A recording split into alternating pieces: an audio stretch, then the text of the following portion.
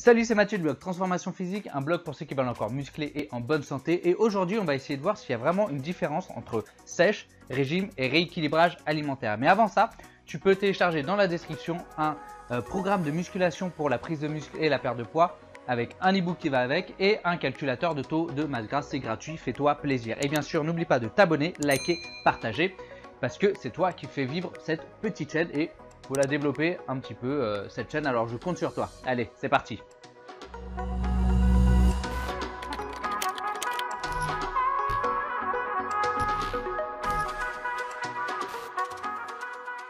Alors dans les forums, je vois souvent des gens qui parlent de sèche et qui se font rembarrer en disant mais non, il doit faire un dégraissage, passer par un régime, faire un rééquilibrage alimentaire. Et si je te disais que en fait ces termes ne sont pas si éloignés les uns des autres. Alors là, je te vois, tu me prends pour un fou, tu es soit en train de quitter la vidéo ou en train de me laisser un commentaire pour m'insulter. Je te comprends, mais laisse-moi t'expliquer. Ils reposent tous sur le même principe. Pour perdre du poids, il faut faire un déficit calorique, c'est-à-dire consommer moins de calories que ce que tu dépenses. Et ainsi, tu fais une dépense énergétique. Ok, c'est assez simple. Quand tu fais un rééquilibrage alimentaire, si tu perds du poids, c'est ce principe-là qui est utilisé. Quand tu fais un régime et que tu perds du poids, c'est ce principe-là qui est utilisé. Et quand tu fais une sèche, tu comptes tes calories, bah, tu t'en rends bien compte que tu fais un déficit calorique. Donc, peu importe comment tu appelles ça, le principe derrière, c'est le déficit calorique. Ok, maintenant que ça c'est dit, on va voir un peu les différences entre ces termes. Initialement, le mot sèche, ça vient des compétitions de bodybuilding. Tu sais, ces mecs là hyper baraques qui se baladent sur scène en slibard et tout huilé avec du tan, etc. Bon, je vais arrêter de critiquer parce que en vrai, moi, je regarde et je kiffe ça. No homo, hein. Et le but d'une sèche, c'est tout simplement de perdre le maximum de graisse possible en préservant au maximum sa masse musculaire.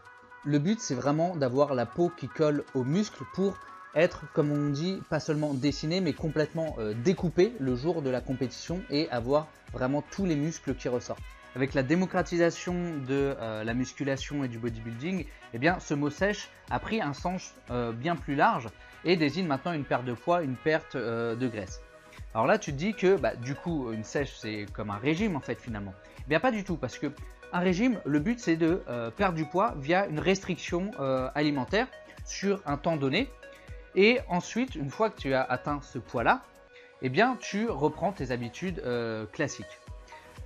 Donc là, en fait, le problème, il vient de là, en fait, il vient de la perte de poids. Et là, tu dis, mais Mathieu, tu es fou, tu es taré.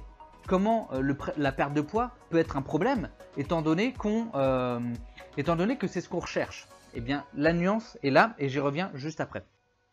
Le troisième élément, c'est le rééquilibrage alimentaire. Et là, c'est encore quelque chose d'un peu différent. Le but, c'est bien entendu de perdre du poids, toujours, tout comme le régime, sauf que ici, contrairement au régime, on l'inscrit dans un changement des habitudes alimentaires. C'est que plutôt de se restreindre pendant une période, là, on va plutôt changer sa façon de consommer et essayer d'éliminer, de changer certains aliments. Revenons maintenant sur le problème de la perte de poids. Parce que oui, ça peut être un problème dans le sens où il faut distinguer plusieurs choses. Imaginons que ton objectif soit de perdre 5 kg. Ok ? Tu peux perdre soit 5 kg de graisse, on va mettre de côté le fait de perdre de l'eau, soit tu perds 5 kg de graisse, soit tu peux aussi perdre 5 kg de muscle ou un mélange des deux. Maintenant, quelle est la meilleure situation selon toi? Celui qui a perdu 5 kg de graisse ou celui qui a perdu 5 kg de muscle? Je pense que tu as la réponse. Le mieux, c'est la situation où tu perds 5 kg de graisse et que tu gardes ta masse musculaire. Lorsque tu fais un régime, contrairement à la sèche, eh bien, tu ne comptes pas tes calories. Tu fais une restriction calorique qui est souvent assez extrême. Et là, tu perds du poids. Mais le problème du régime, c'est que souvent, le poids que tu perds, ça va être en partie ta masse musculaire. Parce que tu vas faire du cardio à outrance, généralement. Et tu vas manger très peu de calories. Et tu n'as aucune idée, en fait, de tes besoins caloriques lorsque tu fais un régime. Tu fais les choses un peu, plutôt aléatoirement, en fait. Alors que lorsque tu fais une sèche, tu calcules tes calories. Tu calcules combien tu as besoin sur une journée et tu essayes de t'y tenir en fait. Tu vas bien sûr t'entraîner à la salle et tout ça, ça permet de ne plus laisser aucune place au hasard pour perdre du gras. Et donc dans ce cas de figure, tu peux perdre du gras et préserver, voire construire ta masse musculaire. D'ailleurs, si ça t'intéresse, je propose des coachings. Je te laisse aller checker ça en description. Maintenant, si on compare le régime au rééquilibrage alimentaire, ton régime, une fois que tu as perdu tes 5 kg, même si c'est 5 kg de muscle, tu as perdu tes 5 kg, tu es toujours flasque, mais tu es content parce que la balance affiche 5 kg de moins. Bon, super. Mais quand tu fais un rééquilibrage alimentaire, eh bien là, ça s'inscrit sur du long terme.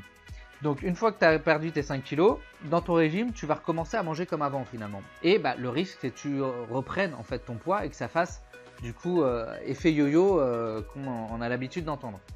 Le rééquilibrage alimentaire, bah, tu as un nouveau mode de vie, donc ça s'inscrit sur du long terme. Et là, bah, tu ne reprends pas tes anciens travers alimentaires. Et donc, tu peux avoir cette perte de poids qui est durable. Donc tu l'auras compris, si je devais faire un classement, pour moi la pire chose à faire c'est un régime comme tu vois dans les magazines, les régimes pommes ou les régimes je mange bleu tous les soirs de pleine lune avec les mains sur la tête. Bon bref, ce genre de conneries. Ensuite tu as le rééquilibrage alimentaire que je mets en deuxième parce que ça reste quand même aléatoire, tu comptes pas tes calories, tu sais pas vraiment combien tu dois consommer. Mais au moins tu apprends à mieux consommer. Et bien sûr, bah, faisant la musculation, le mieux c'est la sèche parce que ici tu ne laisses aucune place au hasard. Tu calcules toutes tes calories, tu sais combien tu as besoin de protéines, lipides, glucides. Et bien entendu, pendant le processus, tu apprends comment fonctionne la perte de poids, tu apprends comment fonctionne ton corps. Et pour moi, c'est la façon la plus optimale de réussir sa perte de poids tout en gardant sa masse musculaire. Voilà, j'espère que cette vidéo t'a plu. Si c'est le cas, bah, n'hésite pas à t'abonner à la chaîne, liker, partager et suis-moi sur les réseaux sociaux. Je te dis à la prochaine pour une nouvelle vidéo. Allez, salut!